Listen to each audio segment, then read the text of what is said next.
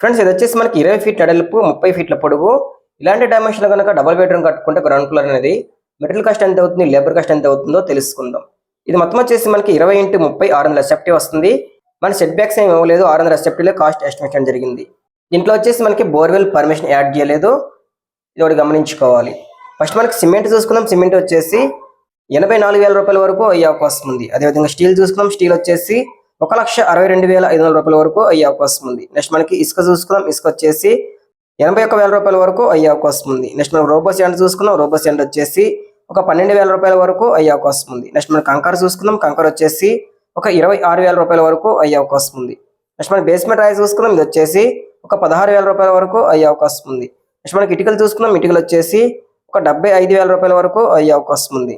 Next మనకి doors అదేవిధంగా కిటికీలు చూసుకుని ఇది మొత్తం వచ్చేసి మనకి 65,500 రూపాయల వరకు అయ్యే అవకాశం ఉంది.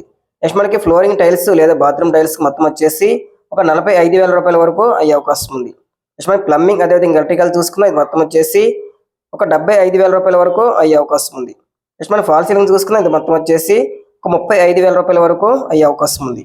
నెక్స్ట్ మనకి ఐరన్ గేట్కి సేఫ్టీ గిట్లకి మొత్తం అనేది 20,000 రూపాయల వరకు అయ్యే అవకాశం ఉంది. నెక్స్ట్ మనకి ఎస్ఎస్ రేలింగ్ అనేది మనకి 15,000 రూపాయల వరకు అయ్యే అవకాశం ఉంది. నెక్స్ట్ మనకి పెయింటింగ్ చూసుకుని మొత్తం వచ్చేసి మనకి లేబర్ కాస్ట్ మెటీరియల్ కాస్ట్ అనేది 65,000 రూపాయల వరకు అయ్యే అవకాశం ఉంది. ఇవి ఫ్రెండ్స్ మనకి మెయిన్గా మెటీరియల్ కాస్ట్ మొత్తం చూసుకుంటే కనుక 7,77,000 రూపాయల వరకు అవుతుందన్నమాట. నెక్స్ట్ మనకి లేబర్ కాస్ట్ చూసుకుందాం. ఫస్ట్ వచ్చేసి మనకి తాపీ మేస్త్రి వర్క్ అదేవిధంగా సెంట్రింగ్ వర్క్ చూసుకుందాం. ఈ 600 ఎస్ఎఫ్టీకి అనేది మనకు ఒక ఎస్ఎఫ్టీకి అనేది 300 నుంచి 350 రూపాయల వరకు తీసుకోవడం జరుగుతుంది.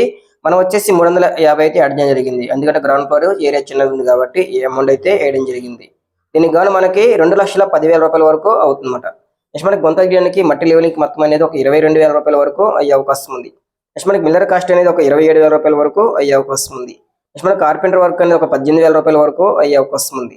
నెక్స్ట్ మనకి ఎలక్ట్రికల్ వర్క్ అదేవిధంగా ప్లంబింగ్ వర్క్ అనేది 27,000 రూపాయల వరకు అయ్యే అవకాశం ఉంది.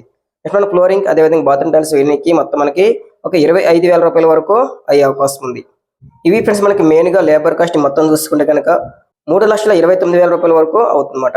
అదేవిధంగా ఇందాక చెప్పిన మెటీరియల్ కాస్ట్ వచ్చేసి 7,77,000 రూపాయలు. మొత్తం చూసుకుంటే కనుక 11,06,000 రూపాయల వరకు అవుతుందన్నమాట. అదేవిధంగా ఈ అమౌంట్ కానీ 10% ఎక్స్ట్రా యాడ్ జరిగింది. ఏదైనా మిస్సిన ఐటమ్స్ కానీ లేదా లేబర్ కాస్ట్ పెరిగినా కానీ 1,10,600 రూపాయల వరకు మనం యాడ్ చేయడం జరిగింది. ఈ మొత్తం చూసుకుంటే కనుక బిల్డింగ్ కాస్ట్ వచ్చేసి 12,16,600 రూపాయల వరకు అవుతుందన్నమాట. ఈ అమౌంట్ మన స్క్వేర్ ఫీట్ డివైడ్ చేస్తే మనకు ఒక స్క్వేర్ ఫీట్ అనేది 2,027 రూపాయల వరకు అవుతుందన్నమాట. అది మీరు దగ్గర నుండి చేయించుకుంటే కనుక ఈ ఖర్చు అయ్యే అవకాశం ఉంది. అది గ్రౌండ్ ఫ్లోర్ కాబట్టి. లేదా G+1 కన్స్ట్రక్షన్ చేసుకున్నా లేదా గ్రౌండ్ ఫ్లోర్ పైన కన్స్ట్రక్షన్ చేసుకున్నా కానీ మీకు 200 నుంచి 300 రూపాయల వరకు కూడా తగ్గే అవకాశం ఉందన్నమాట.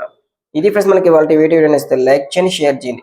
అలాగే మన ఛానల్ని కొత్తగా చూస్తున్న సబ్స్క్రైబ్ చేసుకుని సపోర్ట్ చేస్తారని ఆశిస్తున్నాం. Thank you for watching.